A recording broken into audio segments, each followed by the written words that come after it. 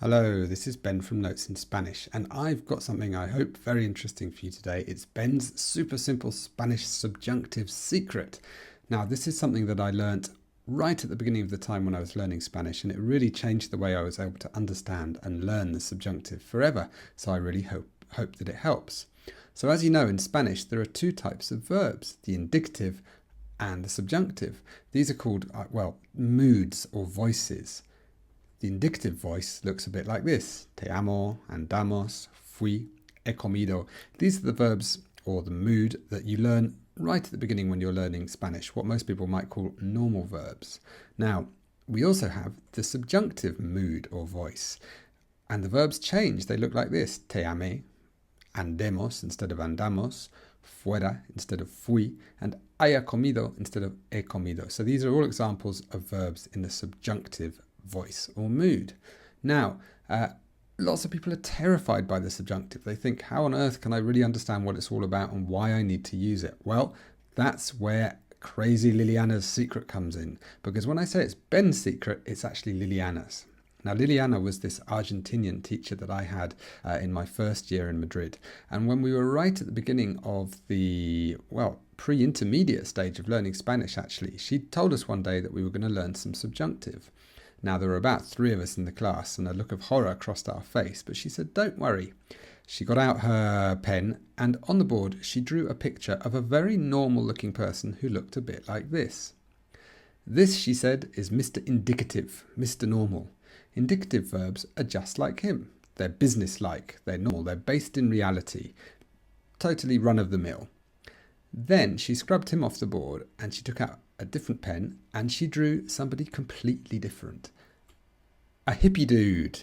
She said, here is Mr. Subjunctive. Mr. Subjunctive is a complete hippie. He lives in a world of sort of hypothetical situations. He's always unsure about things. He's philosophizing the whole time. He's always dwelling in unreality, kind of a different dimension, let's say. That, she said, is Mr. Subjunctive. A hippie dude, philosophizing, hypothetical situations, an alternative reality. That, she said, is going to help you understand the subjunctive. And you know what? It really did.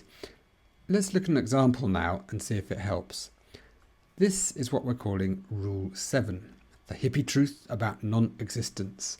Now, it's called Rule 7 because we've put together a very special document about the subjunctive, including, I think it's 12 main rules of when you, the most common times you're going to use the subjunctive. And I'll talk to you a bit more about that in a second. But Rule 7 is what I call the hippie truth about non-existence.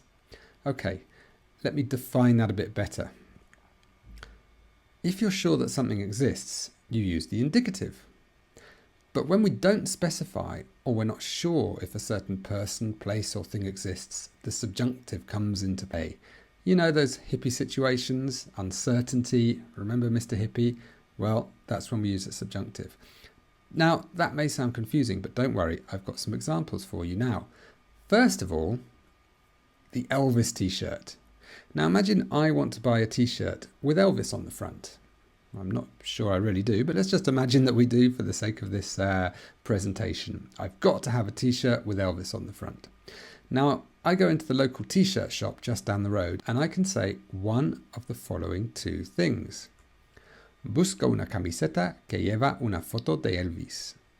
Or, busco una camiseta que lleve una foto de Elvis.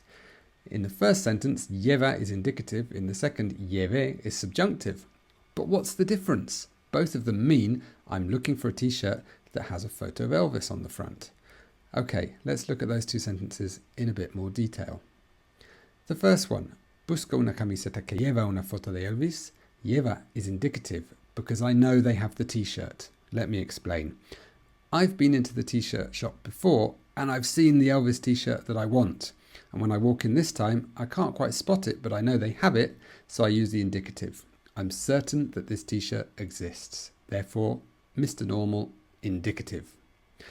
The next sentence, busco una camiseta que lleve una foto de Elvis, is what I would say if I wasn't sure that they had this T-shirt at all. As it says underneath, lleve is subjunctive because I'm not sure they have one. Maybe it's the first time I've ever been into this t-shirt shop. Maybe I've never seen an Elvis t-shirt in there before. But there's uncertainty, there's unreality, and there's this idea of non-existence. Does this t-shirt exist or not? All of that makes me feel a little bit hippie, like our friend Mr. Hippie, and so I have to use the subjunctive. Okay, let's look at a couple more examples. Busca una persona que sea responsable.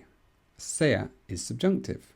The translation is, I'm looking for a person who's responsible, but I don't have anyone in mind, hence I use the subjunctive. Okay, I don't know if the person that I'm looking for actually exists. That's what I'm trying to say. Non-existence, subjunctive. Cualquier cosa que compres les va a gustar. Whatever you buy, they're going to like the gift. Okay, imagine we're talking about a gift. Whatever you buy, they're going to like it. Now, as it says in brackets, the thing, the gift, still hasn't been decided yet. So we use the subjunctive. Again, the gift we're looking for doesn't exist yet in our minds, but we know we're going to find something, but there's no reality behind this gift yet because we don't know what it is. So the subjunctive.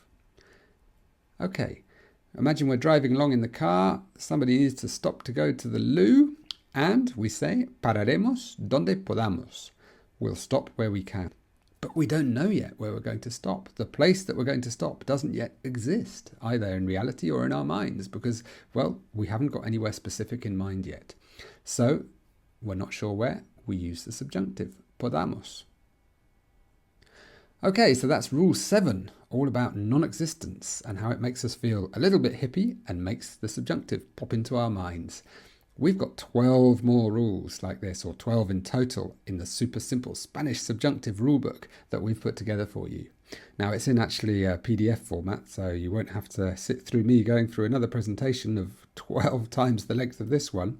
But the super simple Spanish subjunctive rulebook, well, we're giving it away as part of Notes in Spanish Gold. Notes in Spanish Gold is going live on Monday the 23rd of November. You can find out more about it at notesinspanish.com/gold. If you're looking at this after the 23rd of November, don't worry, you can still find out full details at that address. But the super simple Spanish subjunctive rulebook, I think it's going to be worth the price of Notes in Spanish Gold alone, because it's quite an incredible document that we've put together with help from our friend Katie. And I think that the 12 rules, along with the super subjunctive secret, remembering Mr. Hippie, is going to help you understand and really nail the subjunctive forever. Okay, this is Ben signing off from Notes in Spanish. Hasta pronto!